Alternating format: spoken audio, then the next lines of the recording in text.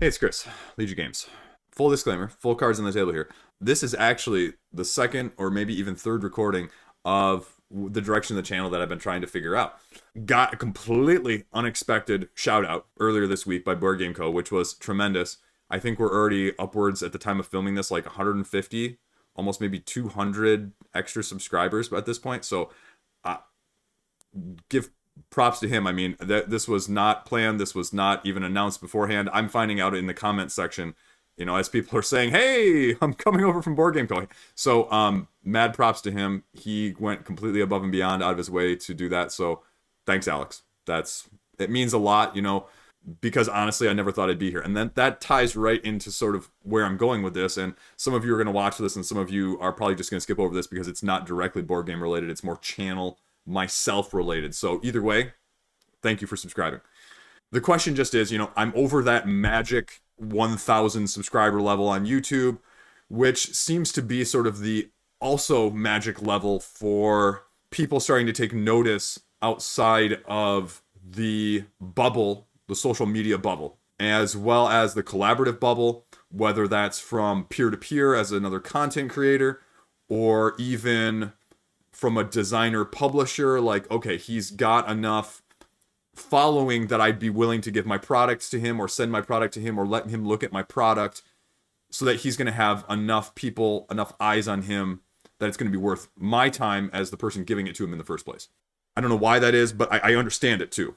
So the question is, okay, I'm doing this, because I enjoy it. I think that's the only reason I got to this point in the first place. You don't get here by doing something you don't enjoy. And as I've experienced over the past couple months of doing this, finding your own way and finding what's right for you, because I got into this, and this is tying into the beginning, because of Alex and Boardgameco. That was sort of my inspiration of seeing what he was doing and saying, hey, could I offer my voice as something else out there? There are people out there that are a lot more eloquent, people out there that are a lot more intelligent. There are people out there that are a lot more charismatic. There are people out there that are a lot more witty than I am. But I thought maybe I could offer something different. And so hopefully you guys continue to think so. So the question obviously is, there's a big schism, there's a big divide, I think, sometimes in comments, but also in the community. And I'm just never sure, it's the vocal or is it the non-vocal? But I think it's worth addressing because I want to let you know where my thoughts are on this. I am not someone who is doing this full time by any means. So this is a secondary, completely engaging, entertaining proposition for me as well. This is never going to be something I'm going to make Godzook's money off of or anything like that. So when I look at it from a monetary standpoint, because I think I have to at this point, if I'm being honest with myself and I'm being honest with you guys, is that if we're talking about that limit of a period of time, whatever that turns out to be, if I end up doing paid promotion, and several of you have commented, in the comment section, and I appreciate that. Like, hey, don't do paid promotion. Okay, let me give you a full disclaimer. If I ended up doing paid promotion, and that's a big if, because even though I just cracked that magic 1,000 barrier, it's not like I all of a sudden have, publishers and people lining up to throw money at me to endorse their product. I feel like in the past, when I started in this hobby, Rahdo was presented to me as someone who only talks about games he likes. If he doesn't like the game, he's not even going to present it. And I have always had that sort of concept in the back of my head ever since I started this. Like, I'm not going to talk about something unless I think it's really important to you. It's going to be really engaging, and it's something I have at least an interest in. If I don't have an interest in it, I think, one, I'm not really probably going to be the best person to talk about it. And then two, it's going to show in how I am presenting it to you in the first place. The passion that is there, the passion that has gotten you to even listen to me at this point is not going to be present, and you're going to be able to tell. I mean, that's something that I just personally would not be able to fake. So if I took any paid promotion on in that sense, it's going to have to be something that I would believe in, or that I am willing and interested in to present to you, because I think it is worthwhile, again, talking about. I have an interest in it, and I think it's worthwhile for you to hear.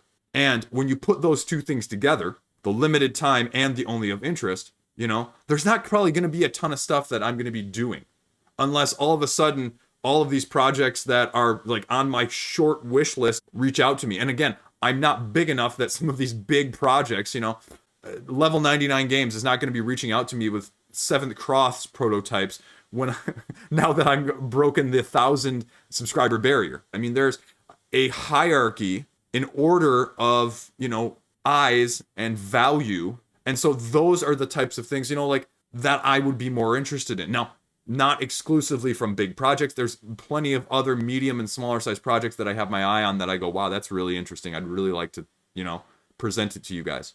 But I think that also leads me into the next logistical challenge. I'm in my basement here.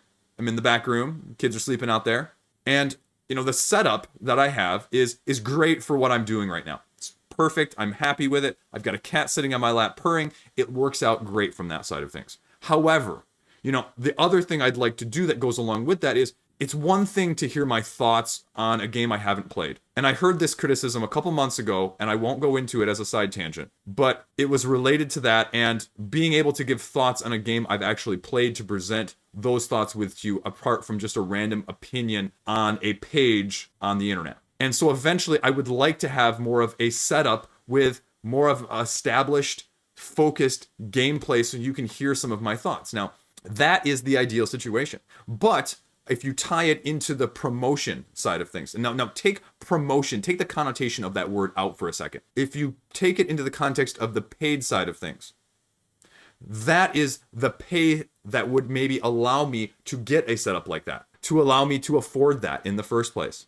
The other way is Patreon, or as a couple people like Boardgameco and King of Average have done lately, is a GoFundMe. I think Boardgameco has a GoFundMe right now for exactly just this. Exactly just this is a gameplay, setup, cameras, lights, the whole shebang. And if you want to do something like that and help me set up something like that, I am all for that as well. If you'd rather see me get it that way, but it takes the community to get me there too. And so the question is, and this is, I think, where Boardgameco, to tie him in all the way back to the beginning, that's where he's coming from. He wants to be more independent, but you sometimes have to take these steps to get there in the first place. And so that's what I'm grappling with. That's what I'm trying to figure out. Because as soon as I can start to come to terms with that, maybe I can start going in the direction of that. And that this may not be the answer that some of you want to hear. But this is where my mindset is right now. Now, all of this obviously is predicated on the fact that, I would be able, or I would be of interest to some people even offering me money to talk about their product in the first place, which honestly seemed somewhat laughable at the beginning of me doing this. But that is also the whole purpose of me doing this in the first place as well, is to give a different voice, to give a different opinion. And so it becomes a question of how much people value that as well, from a viewer standpoint, as well as a publisher designer standpoint. And I don't know where that's at. I am not super good on mingling, if you will, networking. That is not my forte. That's difficult for me. I feel awkward doing it. I feel awkward asking people or even talking about the fact that I have a Patreon or the fact that I just mentioned I'm considering a GoFundMe. I feel almost embarrassed. I feel like it's imposter syndrome, the fact that I even need to ask or mention that. But yet here I am doing it because I want you to know where my head is at and where my thoughts are at on that side of things. Because I think, again, it's important. As a side note, I've mentioned this once or twice in the past. I've got 12 wonderful people backing my Patreon right now for that. And I look at that, as I mentioned previously, as I saw a video game vlogger talk about it in that sense, as the price you are more than generously willing to pay for the subscription to my channel. Sort of a la like the Kickstarter, where you're getting the promos and you're paying the money. It's not you're supporting the channel, but you're getting those promos.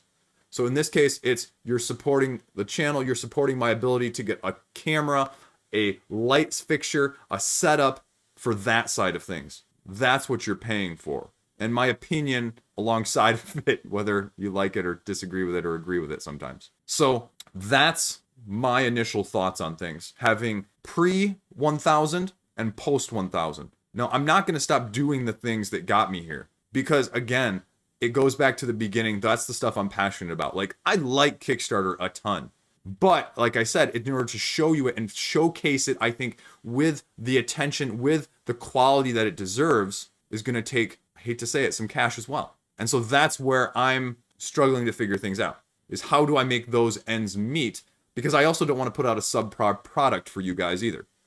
I have done that in a couple videos in the past, put out errors, put out subpar things, and it is the most embarrassing thing that I can imagine. You guys don't realize this, but when I open my email inbox the morning after one of these videos comes out, like I am terrified for the first couple hours to open it and click on the comments to see what people say, even though you guys have been so amazingly positive and welcoming for the vast majority of it. Even when you disagree, even when you're like, you know what, Chris, I preferred this game instead of that game. And that is just a huge sigh of relief when I see that. And so I want to thank you for that as well, because that has made it a lot easier to do things in addition.